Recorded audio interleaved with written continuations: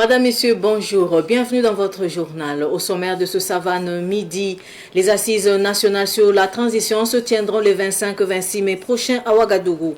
À cette occasion, une équipe de Savane Média a tendu son micro à quelques partisans de la transition, communément appelés Waïyan. Ils ont exprimé leurs attentes à l'issue de ces assises, la prolongation de la transition d'au moins 5 ans. Vous en saurez davantage dans ce journal. Plus de sécurité, c'est ce que réclament les ressortissants de la commune de Diabo dans la province du Gourma à Ouagadougou aux autorités de la transition. Une doléance exprimée au cours d'une assemblée qu'ils ont tenue à Ouagadougou. À suivre dans cette édition. Comme je vous le disais en titre, nous attendons la prolongation de 5 ans de la transition pour permettre au capitaine Ibrahim Traoré de se présenter aux élections à venir. Ce sont les expressions des Waïyan sur leurs attentes des assises nationales prévues les 25-26 mai prochains. Abdoulaye Kinda est allé à leur rencontre. Ils assurent la veille citoyenne. Ils occupent les carrefours des différentes villes dès la nuit tombée. On les appelle affectueusement les Waïya. Ce qu'ils attendent des assises nationales prévues les 24 et 26 mai prochains, c'est la prolongation de la transition. Ce que nous attendons, c'est la prolongation pure et simple de la transition. Nous attendons que les assises du 25 au 26, le peuple montre que c'est le capitaine Ibrahim Traoré qu'ils vont choisir. Donc ils le choisiront et ils seront leur choix. Je dirais que le capitaine Ibrahim Traoré, à mon avis, on n'a pas besoin de déterminer le nombre d'années. Mais on peut le dire minimum 10 ans en allant. Nous pensons que les problèmes ne sont pas finis. Mais le chemin qu'il a pris, on sait qu'il est dans les bonnes conditions. Et nous avons une pensée, vraiment que le capitaine Ibrahim Traoré va sauver cette nation-là. Et dans le main des apatrides, des impérialistes et de ces terroristes-là. Aux assises, nous allons demander 10 ans. De plus, il souhaite que la charte de la transition soit modifiée afin de permettre au capitaine Ibrahim Traoré d'être candidat s'il y a lieu.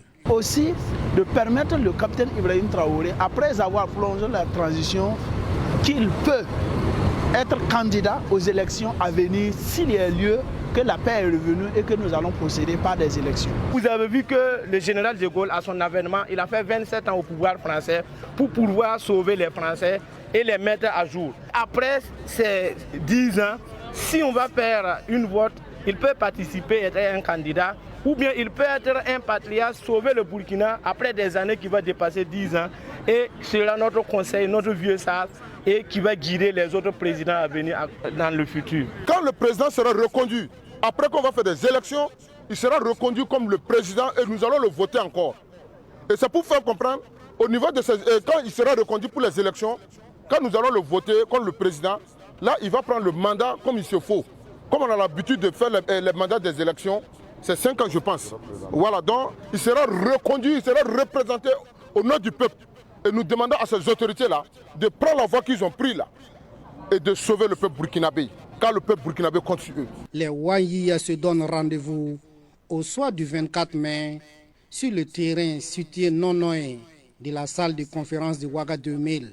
Nous allons nous retrouver la nuit du 24 pour veiller jusqu'au lendemain. Cela pour prouver à l'ennemi, pour prouver, c'est-à-dire à ces politiciens avérés du pouvoir, que nous sommes prêts à tout pour que le camarade capitaine Ibrahim Traoré soit le président du Burkina Faso. C'est demander que le 24 soir, nous les Burkinabés, nous devrons sortir pour veiller au lieu précis. Le 24 soir, nous allons veiller là-bas pour montrer aux yeux du monde entier, capitaine Ibrahim Traoré ou rien. Capitaine Ibrahim Traoré ou rien. Ces assises prévues les 25 et 26 mai à la salle de conférence de Ouaga 2000 permettront de statuer sur la suite de la transition. Elles réuniront toutes les forces vives des 13 régions du Burkina. Les médecins pourris, les militaires pourris, les gendarmes pourris, le leader pourri,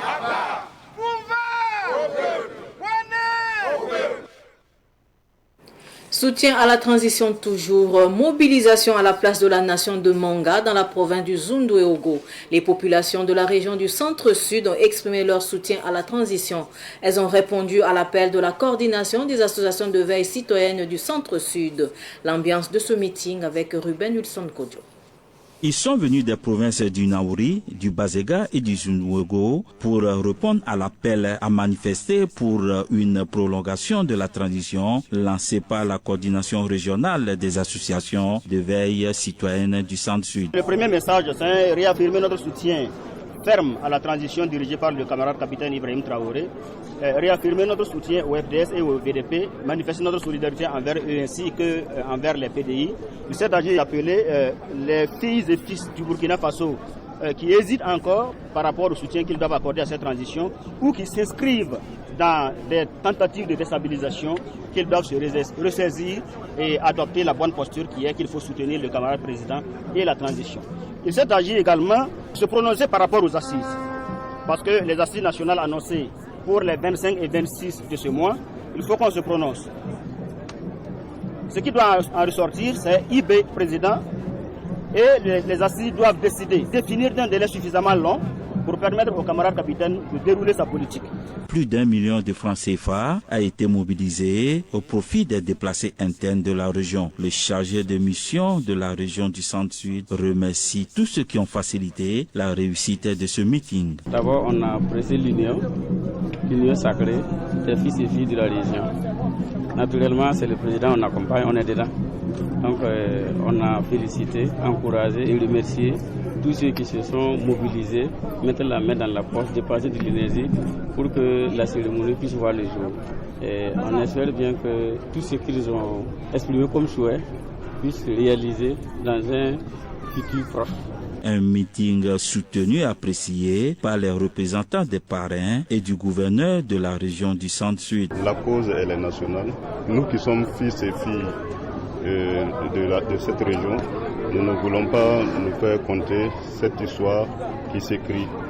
Et c'est une histoire écrite par la transition et qui a besoin de tout le monde. C'est pour cela que nous nous sommes mobilisés. Au nom de Madame le gouverneur, nous sommes venus les soutenir et être témoins de ce qu'ils ont pu faire en tout cas en ces jours du 18 mai. Vraiment leur encouragement à la transition. L'union des fils et filles du Burkina Faso était le maître mot tout au long de ce meeting de Manga. Tout autre sujet à présent, le Royaume d'Arabie Saoudite vient en aide à 24 enfants souffrant de maladies cardiovasculaires. Cela à travers une campagne de chirurgie cardiaque qui a débuté samedi dernier à Ouagadougou, à l'hôpital de Tengadogo. Précision avec Yacouba Kiamtore et Soumaïla Rabo.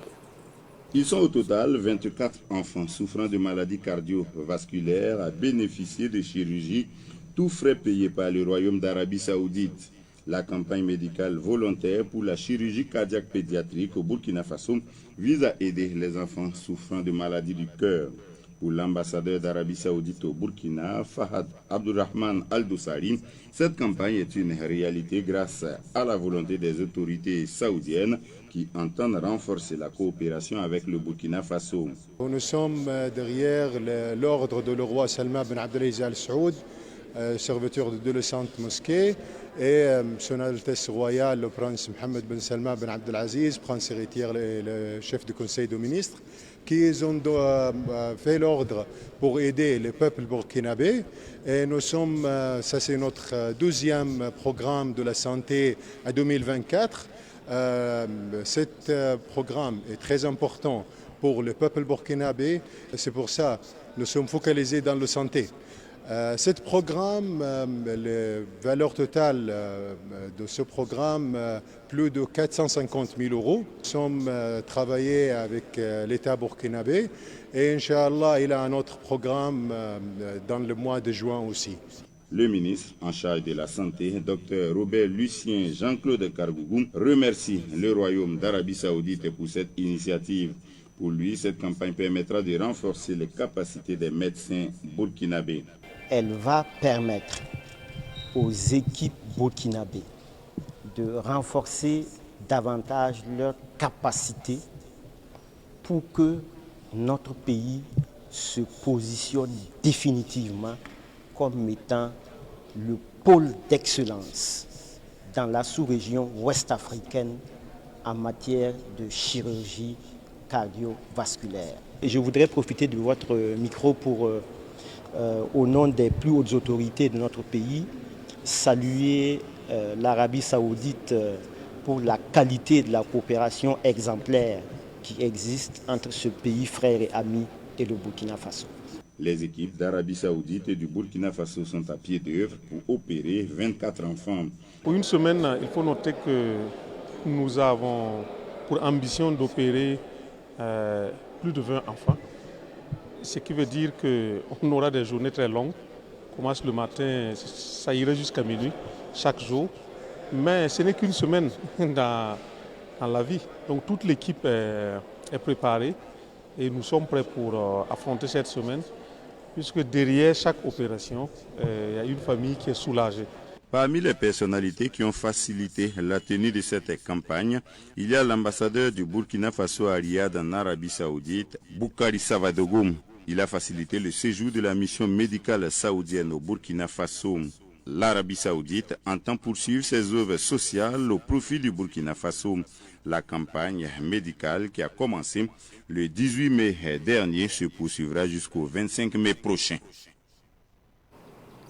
Direction le Namentenga, les habitants des villages longeant la RN 15 sur l'axe Puitenga-Boulsa étaient en sit-in. Ils sont sortis pour dénoncer le projet de déviation de la route en bitumage. Les manifestants exigent le maintien du projet initial qui ne prévoit pas de déviation. Le sit-in a eu lieu samedi dernier dans le village de Niega, dans la commune de Boulsa, dans la province du Namentenga. C'est un reportage d'Abdoulaye Kinda.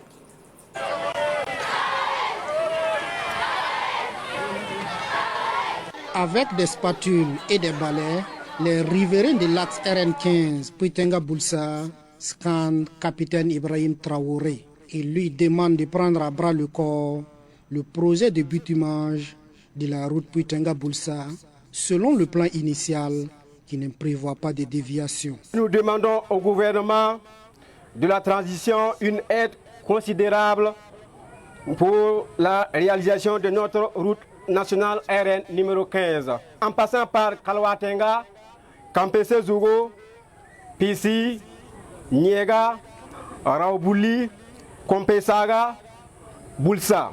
La constitution de la route sur ce tronçon sera bénéfique pour l'ensemble des riverains. Nous ne sommes pas d'accord. Cette route a été tracée depuis au temps du colon pour relier le Mali en passant par Kaya, Kongoussi, jusqu'à la frontière du Mali. L'idée de déviation et de contournement serait venue depuis qu'il est question d'insuffisance de budget. Mais pour les manifestants, il est bien possible de garder le plan initial avec la construction des deux ponts situés sur l'axe en attendant d'avoir suffisamment de moyens pour poursuivre et achever tout le projet. Nos grands-parents ont réalisé cette voie par la sueur et la main nue. Cette route est notre héritage. Nous demandons au gouvernement une fois de plus leur soutien indéfectible pour la prise en compte de notre cri au cœur. Cette déviation sera l'origine des mauvais développements pour les villages.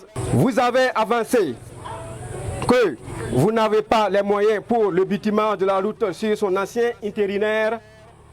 Si toutefois vous n'avez pas les moyens adéquats, vous pouvez réaliser les deux ponts pour nous.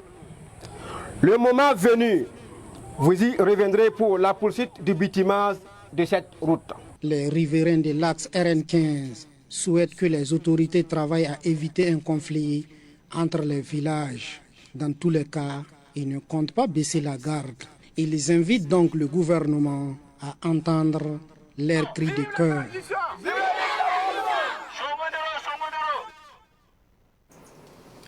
Je vous le disais également en titre, les ressortissants de la commune de Diabo dans la province du Gourmand ont tenu une assemblée générale à Ouagadougou. Une assemblée pour dépeindre la situation sécuritaire qui prévaut dans leur localité. Ils ont aussi sollicité un accompagnement des autorités pour plus de sécurité. Les détails avec Ahmed Joël Comporé. Ils sont venus de plusieurs villages de la commune de Diabo, dans la province du Gourma, pour participer à cette assemblée générale. Une rencontre au cours de laquelle ces ressortissants ont échangé sur la situation que traverse leur commune. Nous sommes venus pour échanger entre nous suite aux différentes interpellations de nos parents qui effectivement vivent des situations plus ou moins critiques d'insécurité. Donc ils nous ont interpellés et nous avons trouvé nécessaire en fait de nous réunir afin d'échanger pour voir qu'est-ce que nous pourrions les apporter comme solution à ce qu'ils vivent actuellement. Ces ressortissants de Diabo ont salué les actions du gouvernement tout en les invitant à plus d'efforts. Alors nous voulons en fait les remercier d'abord parce qu'ils ont fait vraiment des actions qui sont à saluer, des actions très nobles.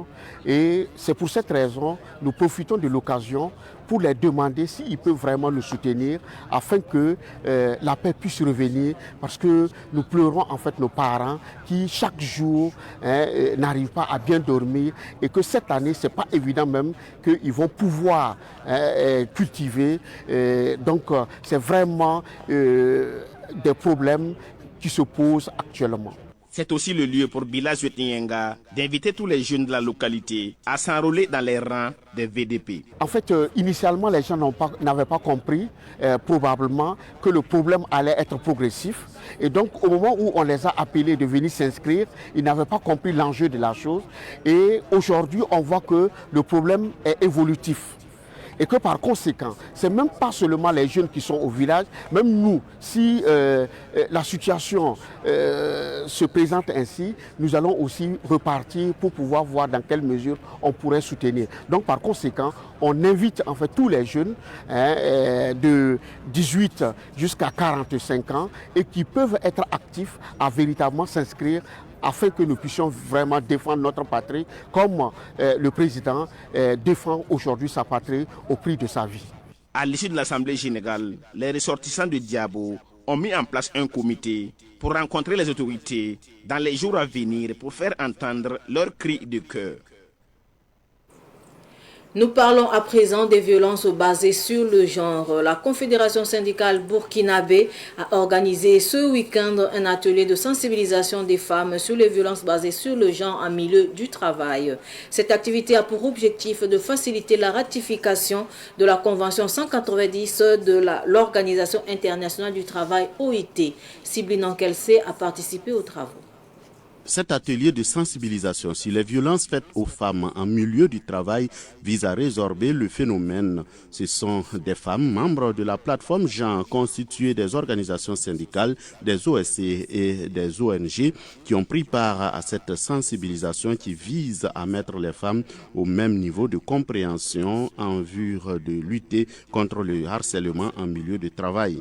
Roselyne Sawadogo est la coordonnatrice de la plateforme genre. On s'est mis en commun pour constituer une plateforme genre et c'est dans ce sens que l'on a organisé une journée de sensibilisation pour sensibiliser toutes les femmes afin que nous puissions aller ensemble vers la ratification de la Convention 190 qui est une convention, un instrument très important pour lutter contre les violences et le harcèlement en milieu de travail. La ratification de la Convention 180 de l'OIT va permettre au Burkina Faso d'avoir un instrument juridique, selon Roselyne Sawadogo. De manière concrète, en fait, cette ratification fournit au Burkina Faso un instrument juridique à l'échelle internationale parce que la Convention a été adoptée par l'OIT en 2019 et c'est un instrument juridique très important et à l'échelle internationale qui pourra nous permettre de lutter efficacement contre la violence et le harcèlement dans le milieu du travail. Pour ce faire, les responsables de la plateforme genre attendent beaucoup des autorités ainsi que des acteurs intervenant dans ce domaine. Ce que nous attendons, c'est que en fait, nos voix puissent être entendues par les autorités et ceux qui doivent nous accompagner dans la ratification, c'est-à-dire les autorités, les employeurs, afin que la ratification puisse être une réalité. Cet atelier de sensibilisation sur les violences basées sur le genre, initié par la Confédération syndicale burkinabé, a connu la participation de plus de 300 femmes. Et puis l'association Women Environmental Programme, en collaboration avec l'entreprise Burkintiga, a clôturé vendredi dernier une session de formation en culture hors sol au profit des femmes de Lubritenga dans le plateau central. 4 jours durant, les femmes ont acquis les compétences pour leur autonomisation. La formation a eu lieu à Zignare. Sidiki Cabré nous en dit plus. Cette initiative a permis à 37 femmes de se former aux techniques de la culture hors sol, notamment la sélection de la bonne semence, les conditions de plantation et l'utilisation des engrais. Ce sont donc de nouvelles compétences qui ont été acquises et les participantes sont désormais mieux outillées pour améliorer leur protection agricole. S'il y avait un mot que je pouvais m'exprimer plus que contente là, j'allais le faire parce que c'est quelque chose que j'attendais depuis. Voilà, c'est quelque chose que j'attendais depuis. Mais en tout cas, grâce à cette formation, j'ai eu en tout cas le savoir et le savoir-faire et le savoir-être. Comment me prendre maintenant pour que, en tout cas, ce que je ne pouvais pas faire là, que je puisse le faire. La formation dispensée par l'entreprise Burkintiga est une initiative de l'association Women Environmental Programs. Et pour l'association, c'est une manière pour elle de contribuer à l'autonomisation de la femme. Cette formation se tient dans le cadre du projet de promotion d'une réponse verte pour améliorer la résilience des communautés vulnérables au changement climatique. Nous attendons que ces femmes puissent apporter leur contribution à la satisfaction des besoins alimentaires de leur communauté, de leur région et partant même du Burkina. Donc nous tenons vraiment à les encourager à mettre en pratique ce qu'elles auront acquis comme connaissance. À l'issue de la formation, nous les avons remis du matériel et nous les encourageons à déjà commencer, une fois de retour au niveau de leur association, à déjà commencer à mettre en pratique ce qu'elles ont reçu comme formation. L'entreprise Burkintiga, qui a dispensé la formation, dit avoir mis l'accent sur les modules nécessaires pour des campagnes réussies en culture hors sol. Nous avons montré aux dames ce que c'est que la culture hors sol, la différence entre les cultures hors sol. Nous avons montré aussi les dames ce que c'est que l'entrepreneuriat agricole. Et en plus de cela, nous leur avons montré comment elles peuvent s'appliquer sur leur production pour que ce soit rentable. Donc le centre Burkintiga est prêt à accompagner toute initiative privée ou publique, sociale ou à but lucratif pour le bien-être des populations. L'entreprise Burkintiga est une entreprise qui fait de l'autosuffisance alimentaire son cheval de bataille. Sa vision s'inscrit en droite ligne avec les objectifs de l'association Women Environmental Programs, qui entend dans les prochains mois initier d'autres formations au profit d'autres femmes. Des figures historiques burkinabés honorées à l'espace des nouvelles idées à Tengadougou, à Ouagadougou. Des grands noms qui ont dirigé la Haute-Volta et le Burkina Faso voient désormais leurs monuments érigés aux côtés de ceux qui ont marqué la culture africaine et burkinabé. L'initiative est de El Hadj Aboubakar Zidadi Sidnaba, promoteur de l'espace des nouvelles idées. La cérémonie de dévoilement a eu lieu dimanche. Yacouba Kemtore et Issa Oumar Hati y étaient. Ce sont des monuments à l'effigie des chefs d'État qui ont dirigé la Haute-Volta et le Burkina Faso, soit du président Ouézin Koulibaly au capitaine Ibrahim Traoré, qui prennent place désormais à l'espace de nouvelles idées aux côtés des grands noms de la culture africaine et burkinabé. Le public présent à la cérémonie de dévoilement de ces monuments a été impressionné par les explications du porteur du projet, El Hadj Aboubakar Zida, qui, à l'entendre, nourrit naturellement l'ambition de promouvoir les grands noms qui ont marqué l'histoire du pays pour que cela serve de leçon à la jeune génération. Le monument que nous venons de découvrir, c'est juste une contribution, ma modeste contribution pour la culture burkinabé. Nous avons passé plusieurs décennies à enseigner l'histoire d'autrui à nos enfants. Je crois qu'il est temps maintenant que nous enseignons nos enfants notre propre histoire. Vous avez vu, après les princesses Yenenga, l'immense, ou du moins, le monument de Naba Wabogo. J'ai quitté le palais royal le 1er septembre 1896 en pleine nuit pour sa destination. Et sa repli tactique. Naba Wopo, on peut le considérer qu'il est immortel. Raison pour laquelle nous avons érigé le monument de Naba Wopo sur cette voie, parce que c'est cette voie qu'il a emprunté, pour aller à Ponsom Tenga dans la nuit de mardi 1er septembre 1896. La plupart de nos enfants connaissent qui a touché l'ouverture, qui a Napoléon, mais pas Naba Wopo.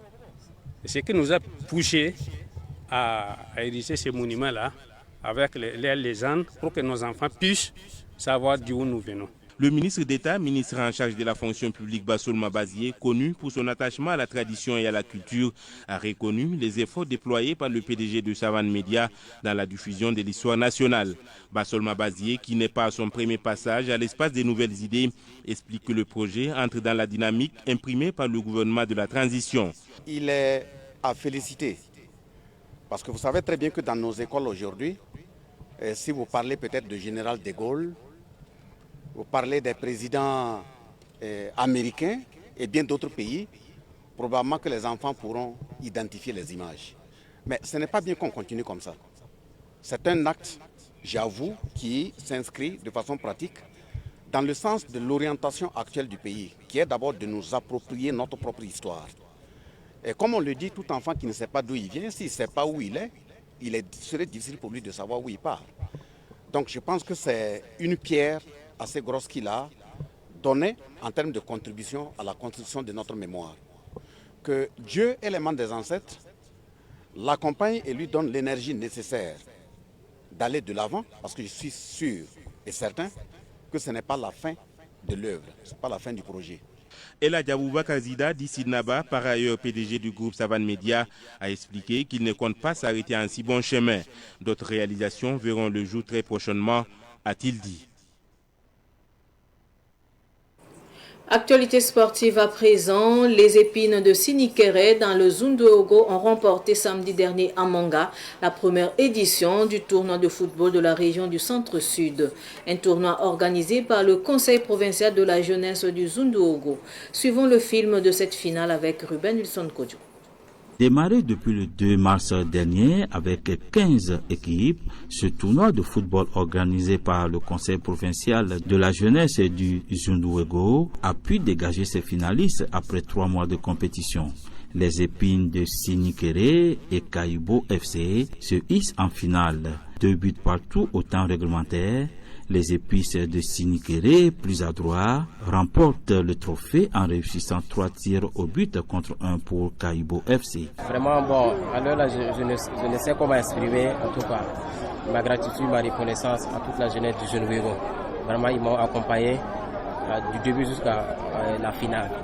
Donc, en tout cas, je suis vraiment dans la joie et je les remercie. Les difficultés ne peuvent pas en manquer. Voilà, parce que pour organiser une compétition à tête envergure, il faut vraiment du fond. Le public sportif qui a effectué le déplacement a été bien servi dans cette finale, qui a eu du temps pour désigner son vainqueur. Isaka Tapsoba, parrain de cette finale, et le haut-commissaire de la province du Zunduogo repartent aussi satisfaits de la prestation des 22 acteurs. Nous avons assisté à un match de belle facture, donc vraiment c'est féliciter l'ensemble de toutes les équipes qui ont pu en tout cas participer. Mais avant tout, c'est féliciter aussi le Conseil provincial de la jeunesse qui a eu l'initiative et qui a en tout cas réussi à dérouler cette activité-là de bout en bout jusqu'à la fin. Le sport, c'est un facteur de rassemblement et de cohésion sociale. Et en plus, la jeunesse, c'est l'avenir de demain.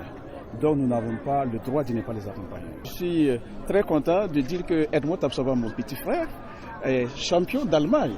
Ça veut dire que quand même, la région regorge quand même des footballeurs de qualité. Je suis comblé ce soir d'avoir tout ce monde, d'avoir la jeunesse unie autour du ballon rond pour ensemble défendre la cause commune, la question sécuritaire. Donc je salue vraiment cette initiative, cette coupe que j'ai accompagnée et Je souhaite qu'elle puisse se pérenniser. Quand on est unis, on peut toujours trouver les moyens pour pouvoir défendre nos projets. Les meilleurs acteurs ont reçu des prix en nature et en espèces. Un cross a été organisé dans la matinée en vue de sensibiliser la population de Manga sur les bienfaits du port de casque. Et pour clore ce journal, le président de la transition, le capitaine Ibrahim Traoré, et le premier ministre maître Apollinaire Kelem de Tombela ont présenté hier leurs condoléances aux autorités et peuples iraniens après la mort de 9 officiels iraniens, dont le président Ibrahim Raisi. Ahmed Joël Comporé. Le chef du gouvernement, maître Apollinaire Kelem de Tombela, s'est rendu à la résidence de l'ambassadeur de la République islamique d'Iran à Ouaga 2000 pour présenter ses condoléances aux autorités et au peuple iranien. À la suite du chef de l'État, le capitaine Ibrahim Traoré, qui a salué la mémoire du président, qui s'est battu pour la souveraineté de son peuple. Le premier ministre maître Apollinaire Kelem de Tombela a exprimé sa solidarité aux autorités et au peuple iranien. Le premier ministre a échangé il y a 3 semaines avec le défunt président iranien Ibrahim Raisi à Téhéran. Les deux personnalités avaient alors évoqué le renforcement de la coopération entre l'Iran et le Burkina Faso. Lors de ce voyage, maître Apollinaire Kelem de Tombela avait présenté l'Iran comme un grand pays, mais que le peuple burkinabé ne connaît pas encore suffisamment. Ainsi s'achève cette édition d'information. Merci de rester fidèle au programme de Savane TV. Au revoir.